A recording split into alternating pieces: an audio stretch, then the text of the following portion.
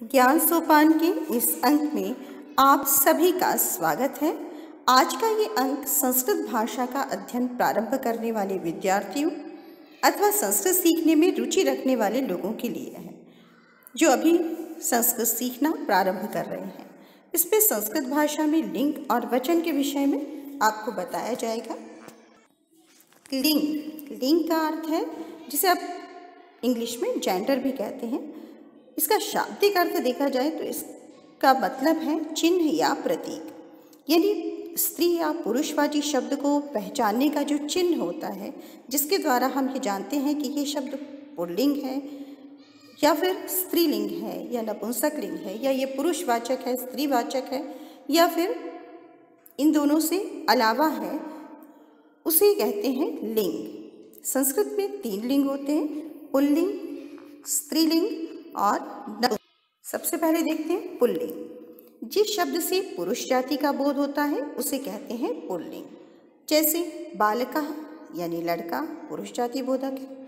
मयूरः यानी मोर, मृगः यानी हिरण। इसके अतिरिक्त बहुत से शब्द हैं, यानी जिन भी शब्दों से पुरुष जाति का बोध होता है वो पुल्लिंग के अंतर्गत आते हैं। स्त्रीलिंग, जैसा कि नाम से ही स्पष्ट है कि जिस शब्द से स्त्री जाति का बोध होता है उसे कहते हैं स्त्रीलिंग। जैसे बालिका यानी लड़की, नदी और अजा यानी बकरी। प्रायः जो शब्द आकारांत होते हैं या ईकारांत होते हैं, जिनके अंत में बड़ा आ या आता है या फिर बड़ी ई की मात्रा होती है, वो प्रायः, हमेशा नहीं लेकिन प्रायः स्त्री जाति बोधक होते हैं, स्त्रीलिंग के अंतर्गत आते हैं।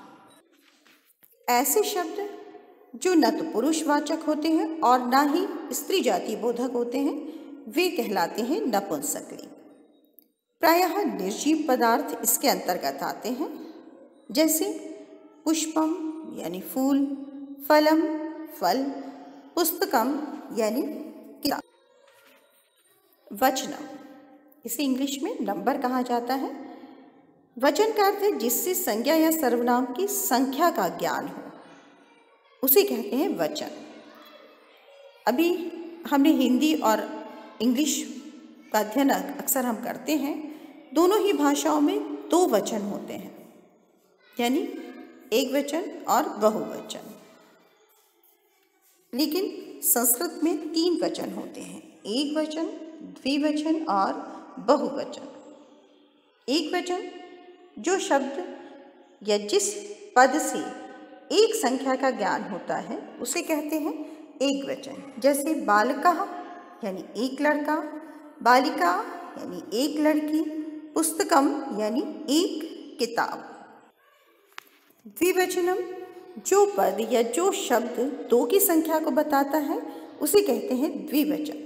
जैसे बालकौ यानी 2 लड़के, बालकः जो अभी हमने पढ़ा था उसका मतलब होता है एक लड़का, लेकिन बालकौ यानी जब इसमें आपने औ की मात्रा लगा दी, ये होगा बालकौ, इसमें इसका मतलब होगा 2 लड़के। बालिके यानी 2 लड़कियां। बालिका का अर्थ होता है एक लड़की और बालिके का अर्थ होता है 2 लड़कियां।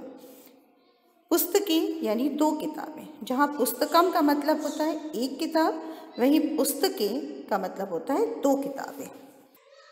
अंत में आता है बहुवचन। जिस शब्द से 2 से अधिक संख्या का ज्ञान होता है उसे कहते हैं बहुवचन।